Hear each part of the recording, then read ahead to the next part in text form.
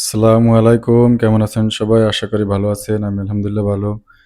তো বন্ধুরা, আমরা যারা বিদেশে থাকি, আমাদের সময়ের অভাবের কারণে শাকসবজিটা ঠিকভাবে খাওয়া হয় না। তো প্রতিদিনের খাবার তালিকায় বলতে গেলে মাছ-মাংস থাকে। তো তারপরে যদি আবার কোনো পার্টিতে ইনভাইট করা হয়, সেখানে গিয়েও দেখি যে মাছ, গোশ, মুরগি এগুলোই থাকে।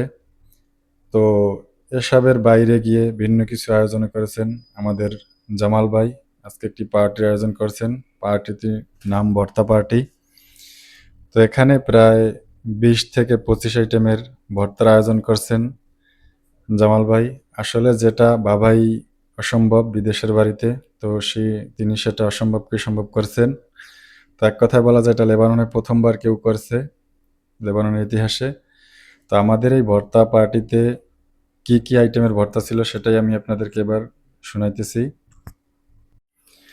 আলু ভর্তা, ডাল ভর্তা, সিম ভর্তা, সরিষা ভর্তা, চিংড়ি মাছ ভর্তা, কলা ভর্তা, লুবিয়া ভর্তা, ধনিয়া পাতা ভর্তা, চাপা শুটকি ভর্তা, লইট্কা শুটকি ভর্তা, পুঁটি মাছ ভর্তা, টাকি মাছ ভর্তা, কালো জিরা ভর্তা, ডিম ভর্তা, কাঁচামরিচ ভর্তা, পাতাকপি ভর্তা, গাডি ভর্তা, পটলের ছোলা ভর্তা, সিমের বিচি ভর্তা, পেঁপে ভর্তা, লাফা ভর্তা,